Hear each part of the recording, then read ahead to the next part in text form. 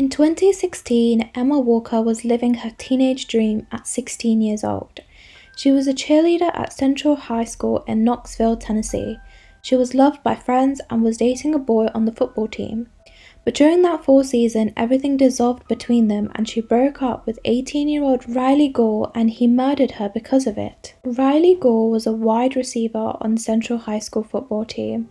He first caught Emma's eye when she had started cheering during her freshman year. He wasn't a classic jock, but a funny, intelligent young man who loved playing video games and had a nerdy side. Emma's parents thought he was a great fit for their daughter at first. Jill Walker said he was very likable, and Mark Walker said he was a very nice-looking young man, well-mannered. Here is where his behaviour began to change. Lauren Hutton, one of Emma's classmates, said he got more possessive and more clingy towards her and wouldn't let her do certain things. Over the 2 years they dated, Riley and Emma frequently broke up and got back together, often having really dramatic fights. At one point, Riley had sent her Snapchat messages that read, "I hate you. I hate everything about you. You're dead to me. I'll check the obituary." When Emma's parents saw these messages, they immediately banned Riley from their home and took their daughter's cell phone away, but Riley gave her an iPod Touch so that they could still stay in contact. Around Halloween 2016, Emma ended the relationship. This time, it was for good. Mark Walker noted, "She did become like her old self again. She would come out of her room, eat dinner with us, and socialize with us." At this point, Riley started to escalate his methods of getting into touch with Emma. On 18th November 2016, Emma attended a party at her friend's house. Around 11:30 p.m, she received a text from an anonymous number that read, "Go to your car with your keys. Go alone. I've got someone you love. If you don't comply, I will hurt them." Emma had suspected the texts were from Riley, so she and a group of her friends walked outside and found Riley lying face down in a ditch. He claimed that he had been kidnapped and couldn't remember anything because his captives had hit him in the head, but Emma didn't believe him and walked away. The very next day, Emma noticed a stranger dressed in black outside her house.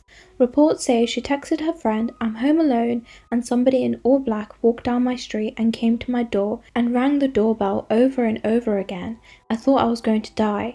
She was terrified and she reached out to the only person she could think of in that moment, and that was Riley. She told him, "I hate you, but I need you right now," and he replied, "I'm coming. I'm speeding. Just give me a minute." Emma's mother, Jill, arrived home shortly after and saw her daughter outside with Riley, and she was livid. She asked him to leave and told Emma that the stranger in black had probably been Riley all along. The next day, on November 20th, Emma's parents followed her to work and back home to ensure she was safe. Around 12 a.m, she went to bed, and that was the last time they ever saw her alive. At 6 a.m. on November 21st, Jill went into her daughter's room to wake her up for school and found her unresponsive. She immediately called the police, who rushed to the home to investigate. At first they believed Emma may have taken her own life, but that's when they spotted a strange hole in her bedroom wall. Knox County Sheriff's Deputy Nikki Beals said there was a hole in the wall. It appeared to be a bullet hole. At that point, I knew that it was probably not suicide. Further investigation revealed a second hole in the wall and 2 bullet casings in the yard outside. There was just a small amount of blood on Emma's pillow, but it was quite clear that she had been fatally shot behind her left ear.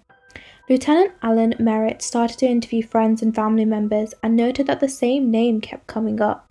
He said, "Everybody kept giving us the name Riley Gore because of their relationship, because they had seen the way he treated her, the way he talked to her." Meanwhile, Riley was busy crafting posts on Facebook and Twitter about Emma's death. He wrote, "Rest easy now, sweetheart. I love you forever and always." Despite all those messages on his social media about Emma's death, investigators quickly brought him in for questioning. Detective James Hurst said, "When I first met him, I thought I might have been seeing a grieving boyfriend, but when we got to the interview room and sat down, I felt like there was a dark side.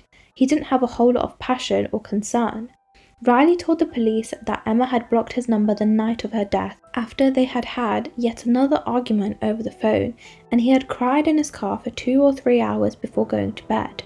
However, the whole time, he never referred to Emma by her name, only by the girl.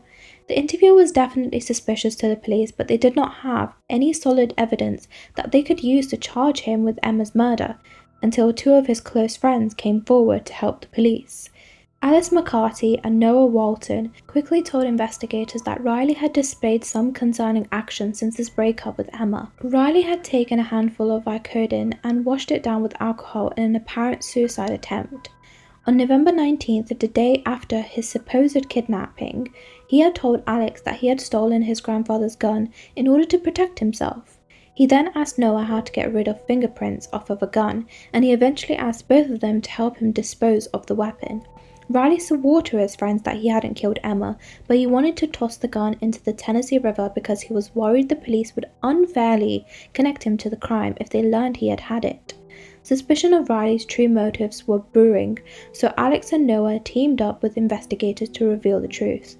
They were fitted with cameras and microphones as they accompanied Riley to dump the gun that he had used to kill Emma. Thanks to Alex and Noah, the police were able to swoop in just in time to find Riley in possession of the murder weapon, gloves, and black clothing, the same kind Emma had seen the stranger outside her window wearing. At his trial, Riley Gore was found guilty of first-degree murder, stalking, theft, reckless endangerment, and possession of a firearm during a felony, earning him an automatic life sentence. To the end, he maintained that he never meant to harm Emma Walker. He told Emma's family at his sentencing hearing, "I wanted to scare her. I never meant to take Emma's life." And that's it for today's case. Do let me know down in the comments below what you thought, and I'll definitely see you for the next one.